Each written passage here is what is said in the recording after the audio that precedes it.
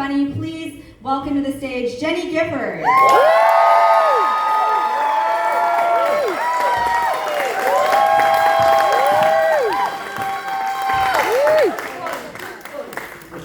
Don't look at me. What's up, y'all? I'm Jenny. I just turned 40, so my husband took me to Denver to celebrate, and I love going out of town to places where I get to do things and experience things that I can't do here in Texas. And Colorado is so great because there's so much to do there that you can't do here in Texas. Like, they have dispensaries, they have casinos, they've got abortion clinics. There's so much.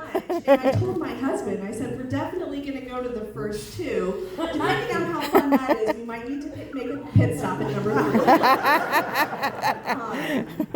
I told my mom that joke, and she said, Jenny, that's terrible.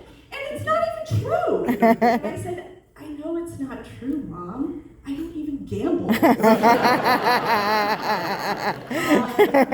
40 is interesting because I feel like if your life was a movie, that 40 is really the point where you know if this movie sucks or not, right? Like, you've seen enough of it to be like, okay, this shit is so boring, you know?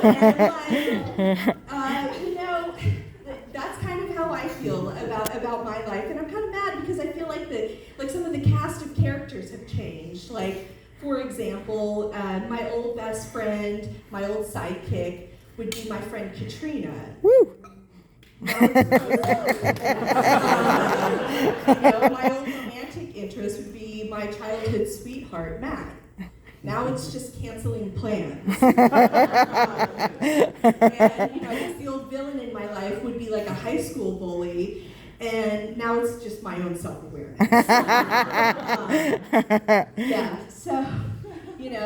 Sometimes I feel like my life movie is kind of like the type of boring movie that you could just like have on in the background, like while you played Candy Crush or something, it's like, okay, she's still in traffic.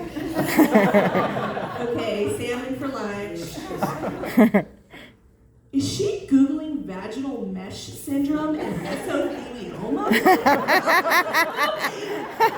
Spider-Man, this sucks! But I did recently watch a movie that I really resonated with. It's this movie called Brittany Runs a Marathon. And if you've never seen it before, it's about a girl, Brittany. And when the story starts, she is kind of a mess. She drinks too much, she parties too much, she doesn't take herself or her life seriously at all. She gets a wake-up call that things need to change, and so her journey of self-improvement begins. And then at the end of the movie, spoiler alert, Brittany runs a marathon. And I saw that movie and I was like, oh my God, I resonate with that. That's my story. But in reverse, So I started out really tight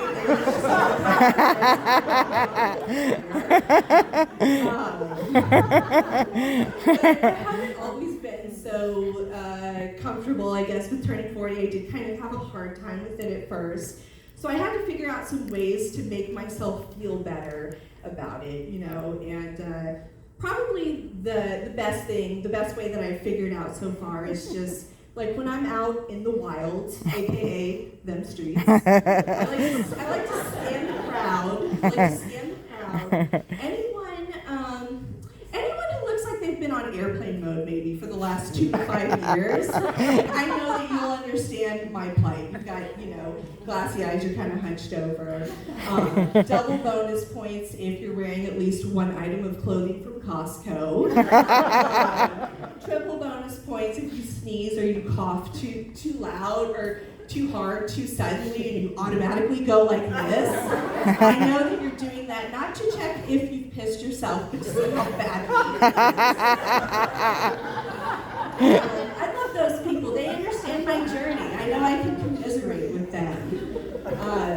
the other demographic that I have found to be extremely helpful in my journey to accept turning 40 are the folks who are clearly 2 to 3 age brackets ahead of me, but they're trying to look like they're still in my age bracket. It's like a shitty Instagram filter come to real life.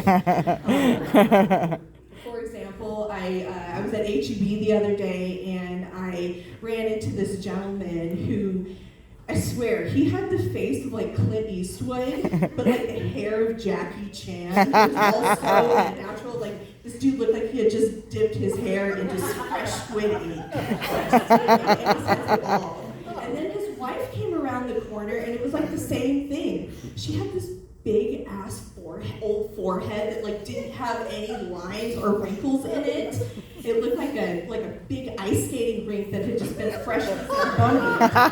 It didn't make any sense whatsoever. She had very like glossy eyebrows. Her eyes were real wide, like she was like a raccoon in the middle of the night. It was wild. But I love these people because they understand your plight. They're trying to hold on to their youth as well, and so they just gas you up. These people will give you the biggest dopamine hit of your life. Trying to tell you all of the things trying to tell you all of the things that you still have time to do. Really, they're just trying to convince themselves that they still have time to do for their life. Like getting an abortion in Colorado. All right,